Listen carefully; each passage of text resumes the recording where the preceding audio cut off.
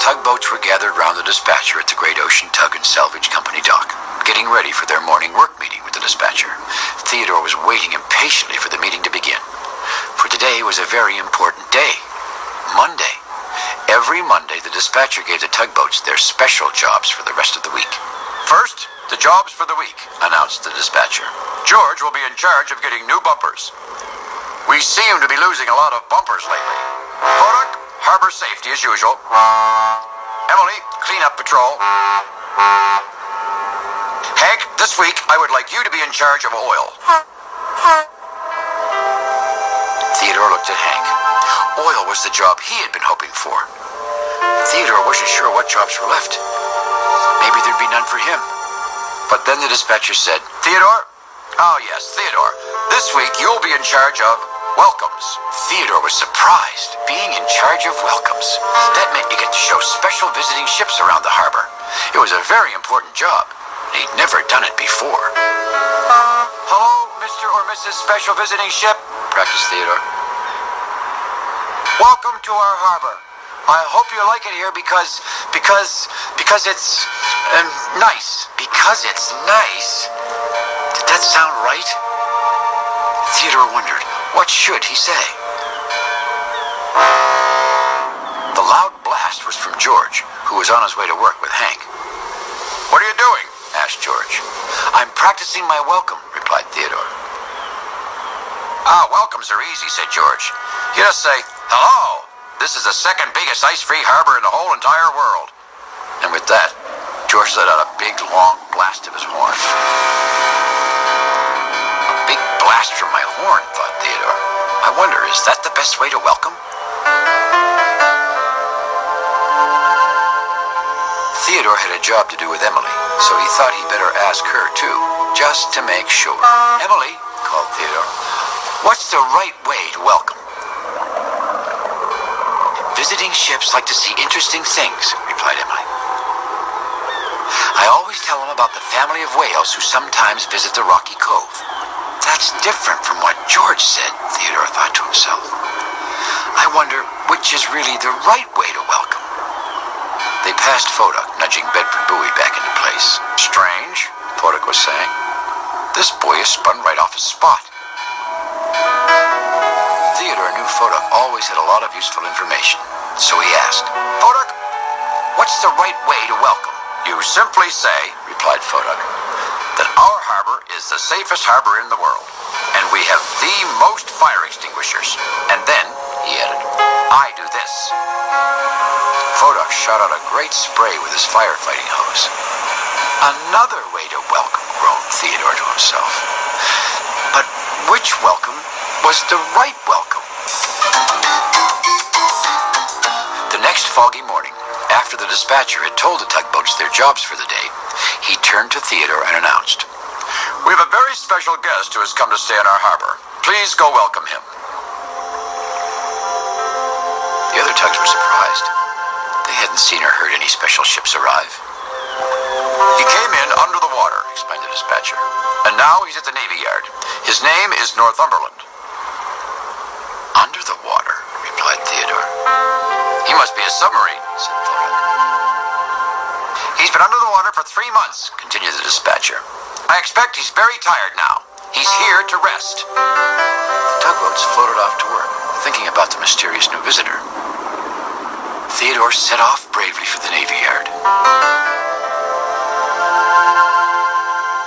When he arrived at the Navy Yard, Theodore looked around for a ship named Northumberland. The fog made it hard to see anything. How can I welcome something I can't even see? Theodore wondered.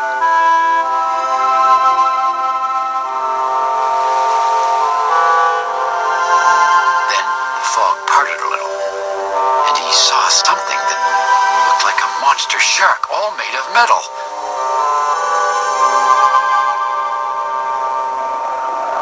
Yikes, he shouted in surprise. But then he saw a name on the side of the strange thing. Sure enough, it said Northumberland. Theodore floated a little closer to the silent giant. He was so nervous his anchor was rattling. Hello, Mr. More Thumbs Than One? He began. And blew his horn as loud as he could, like George. It wasn't quite as loud as George, but it was pretty loud. Then he said, "Our harbor has the second biggest ice-free whales. I mean fire extinguishers. Theodore got jumbled up with all the things the other tugboats had told him. Their words felt funny in his mouth, like they weren't happy to be there at all. He decided he would shoot out a great spray with his fire hose, just like Foduck. But then he remembered he didn't even have a fire hose. Theodore decided he would wait for the submarine to say something. But the submarine said nothing.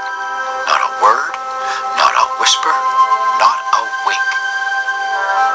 Theodore was sure his welcome had gone all wrong.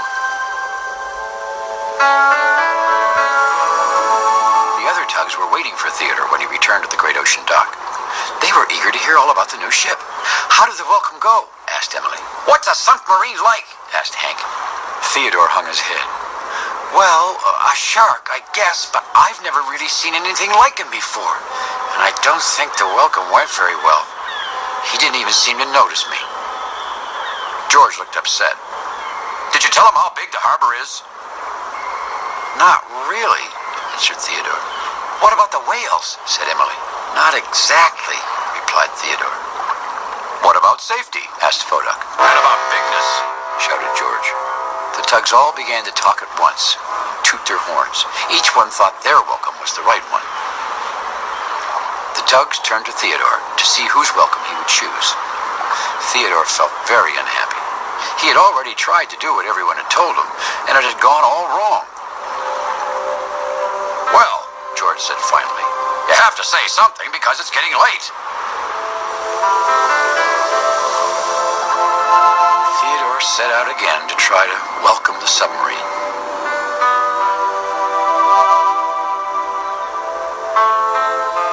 He still wasn't sure how he would welcome or if the strange submarine would even listen to him.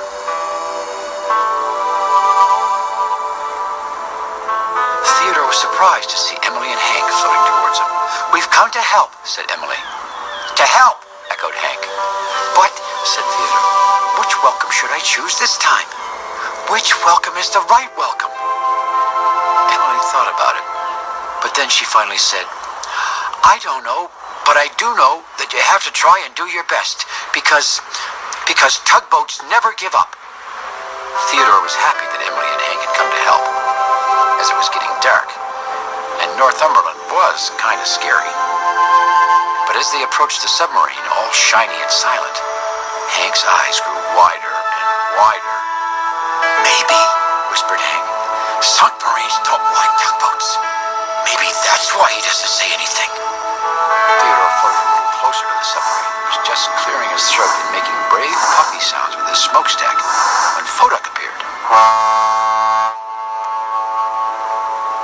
"The reason," announced Foduck proudly, "Northumberland hasn't said anything, I believe, is because submarines only speak in secret underwater code." Then Foduck made all kinds of sounds with his special equipment.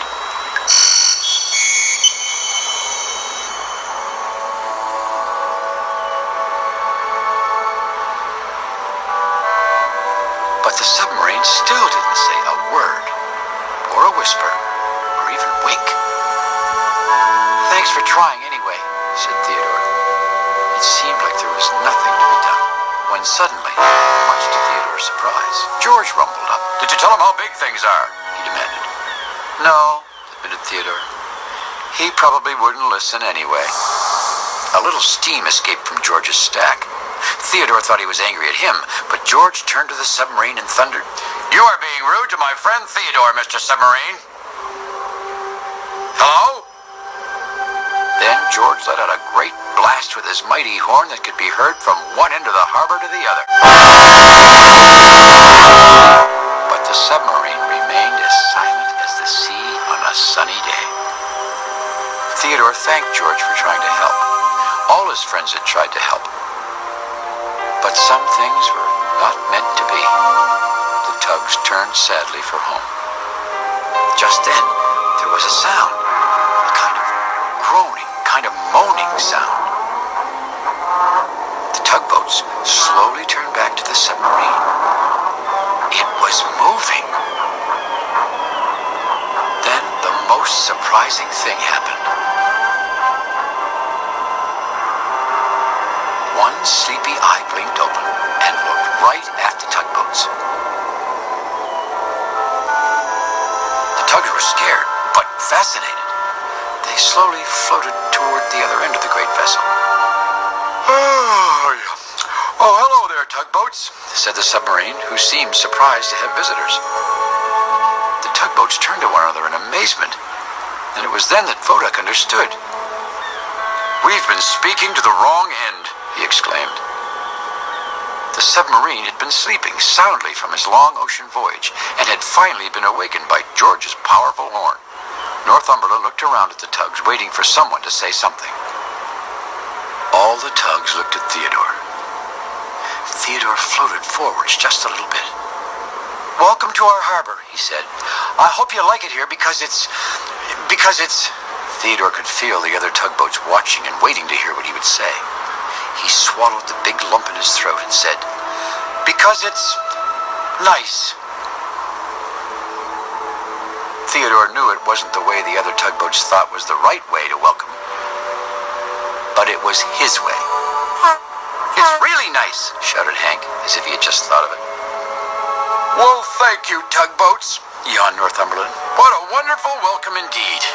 Theodore glanced at the other tugboats who had all come to help him welcome, and suddenly he knew he had one more thing to say to the submarine, a very important thing.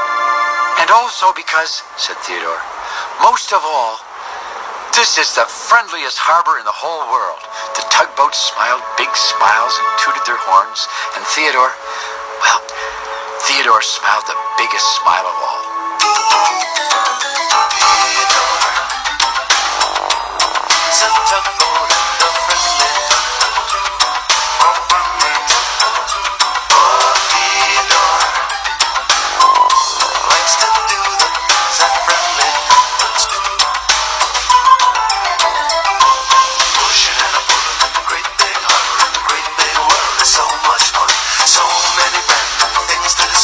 Waking with the sun, gotta get the job done on Theodore.